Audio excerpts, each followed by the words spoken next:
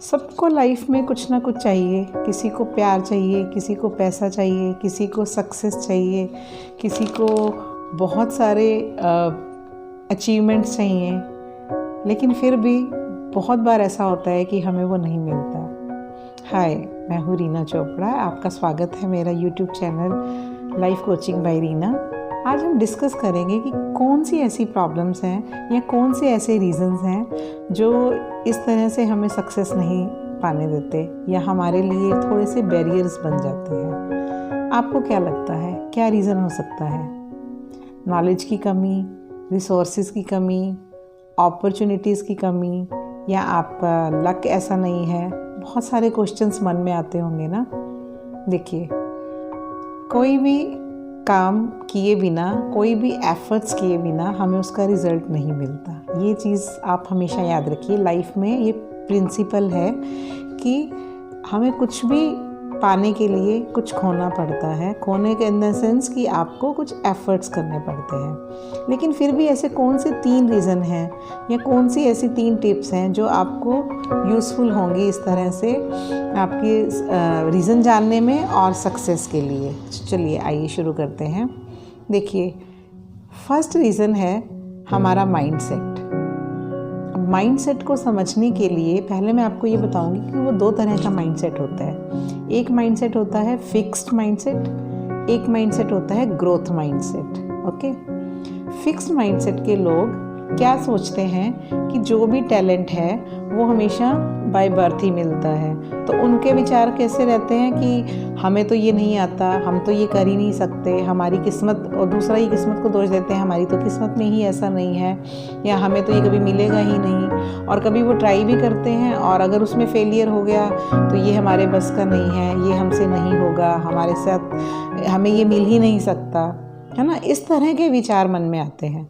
तो उस तरह के जो फिक्स्ड माइंडसेट के लोग हैं, और दूसरा वो क्या करते हैं कि वो बहुत कंफर्ट जोन में रहते हैं। वो कभी भी अपना आउट ऑफ द बॉक्स जाके नहीं सोचते, कुछ नया ट्राई नहीं करते, बहुत डरते हैं हर चीज़ को नया करने के लिए या कुछ भी अच्छे से डिसीज़न लेने के लिए। और इस तरह से वो क्या करते हैं, वो विक्टिम कार्ड खेलते हैं, अपने आप को ब्लेम करेंगे, नहीं तो कभी अपनी सिचुएशंस को, इवन अपने आसपास के लोगों को, कभी इवन पेरेंट्स को, हर तरह से ब्लेम गेम चलेगा। लेकिन उसकी रिस्पॉन्सिबिलिटी वो खुद नहीं लेंगे, अपने आप को रिस्पॉन्सिबल नहीं समझेंगे। बहुत से रीजंस मिल जाएंगे कि हाँ फेलियर क्यों हुआ। तो और जो ग्रोथ माइंडसेट के लोग हैं वो कभी भी अपने फेलियर के लिए दूसरों को ब्लेम नहीं करते। पहली बात, वो हमेशा अपनी रिस्पॉन्सिबिलिटी खुद लेते हैं।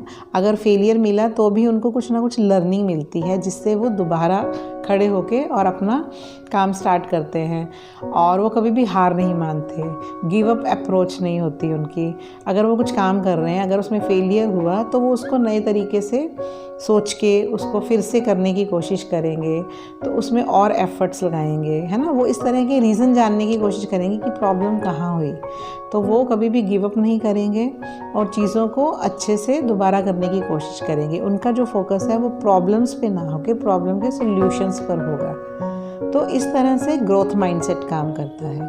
तो आपको भी अपना माइंडसेट ग्रोथ माइंडसेट बनाना है, जहाँ पे आपको रीज़न देख के उसको कैसे सॉल्व किया जाए। कि अगर आपको कोई नॉलेज नहीं है तो नॉलेज गेन कीजिए, अगर आपको कोई एडवाइस की ज़रूरत है तो एक्सपर्ट एडवाइस लीजिए, अगर आपको कहीं पे एफर्ट्स करने हैं तो वो करने पड़ेंगे, ठीक है ना। तो फर्स्ट हुआ माइंडसेट, ठीक है। सेकंड है हमारा decision making power. So bad decision making is the most important reason behind any kind of failure. जो हमारे डिसीजंस हैं वो हमें बहुत सोच समझ के लेने हैं। देखिए, आपको लाइफ के हर पॉइंट ऑफ टाइम पे डिसीजन लेने हैं। इवन छोटे से छोटा डिसीजन भी लेना है हर मोमेंट पे। अगर आप कोई बहुत इंपॉर्टेंट काम कर रहे हैं जो आपके लिए बहुत ज़रूरी है कल तक करना, लेकिन उतने में आपके फ्रेंड का फ़ोन आ गया, आपको पार्टी के लिए इनवाइट किया या आपको बोला गया कि चलो ये करते हैं, वहाँ जाते हैं, ये वो, अब आपको डिसीज़न लेना है ना कि आपको कहाँ टाइम वेस्ट करना है, कहाँ अपना टाइम इन्वेस्ट करना है। तो इस तरह से, और अगर आपको जैसे बहुत से कई बार डिसीज़न क्या है कि हम इमोशनल होके ले लेते हैं, जिसको वाइजली एंड रैशनली लेना है। जैसे आपने बिजनेस में पार्टनरशिप की, तो आपने पार्टनरशिप जब की तो बड़े इमोशंस में होके या किसी तरह से इमोशंस में आके आपने कुछ काम किया, लेकिन वहाँ पे आपको बहुत सी चीज़ें वेरीफाई करने की ज़रूरत है। अगर आप नई जगह आप कुछ पैसा इन्वेस्ट कर रहे हैं, आपको वेरीफाई करना है, आपको अपने दिमाग खुले रखने हैं इधर उधर से जान के। तो इस तरह की जहाँ चीज़ें आपको, जहाँ पे डिसीज़न वाइजली लेना है, एनालाइज करके लेना है, वहाँ इमोशंस के साथ नहीं, आपको बहुत बुद्धिमानी के साथ डिसीज़न लेने हैं और राइट डिसीज़न लेने हैं। आपको एडवाइस भी लेनी है तो उन लोगों से लेनी है जिनको उस तरह की नॉलेज है। अगर आप, कई बार क्या होता है कि आप कंसल्ट भी किसी रॉन्ग पर्सन से कर रहे हैं। कोई पर्सन खुद ही नेगेटिव माइंड वाला है, वो आपको क्या सलाह देगा, वो खुद ही कहेगा कि नहीं ये आपको काम नहीं करना चाहिए, नहीं आपको ये कोर्स नहीं करना चाहिए, नहीं आपको ये नहीं सीखना चाहिए, इसमें कोई फ़ायदा नहीं होता, मैंने भी किया था मुझे ऐसा रिज़ल्ट मिला, या मैंने देखा है ऐसा नहीं होता। तो इस तरह के रॉन्ग कंसल्टेंसी से, रॉन्ग एडवाइस से भी आपको बचना है। आपको डिसीज़न खुद लेने हैं, आपको खुद डिसाइड करना है। देखिए, एवरेज डिसीज़न लेंगे तो एवरेज रिज़ल्ट मिलेगा। अगर आप बड़े डिसीज़न लेंगे और बहुत सोच समझ के अपने गोल के लिए लेंगे तो आपको वैसा गोल अचीव करने में हेल्प मिलेगी। तो आपको डिसीज़न लेते हुए बहुत ध्यान रखना है।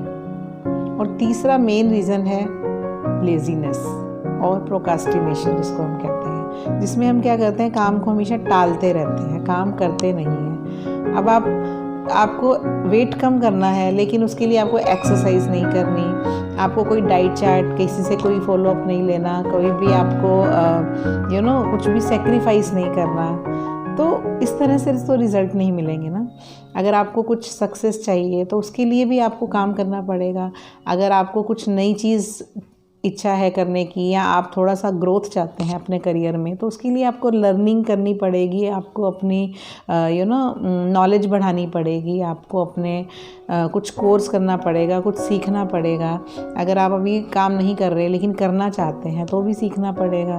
तो आपको थोड़ा सा out of the comfort zone जाके मेहनत तो करनी पड़ेगी, और कंसिस्टेंट मेहनत, रेगुलर मेहनत, चाहे वो थोड़ी ही क्यों ना हो, लेकिन रेगुलर वे में जो भी आप मेहनत करेंगे, जिस भी काम के लिए करेंगे, कोई भी नहीं रोक सकता आपको सक्सेस पाने में। तो आई होप आपको थोड़ी सी नॉलेज मिली होगी कि कैसे आप अपने लाइफ में अगर कोई भी सक्सेस चाहिए तो आप उसके लिए क्या स्टेप्स फॉलो कर सकते हैं। And thank you so much for listening to me. Please like, comment, share and subscribe my YouTube channel, and follow me for my other videos where we will discuss any other different aspects. And God bless you, and my wishes are always with you. Thank you so much for listening to me.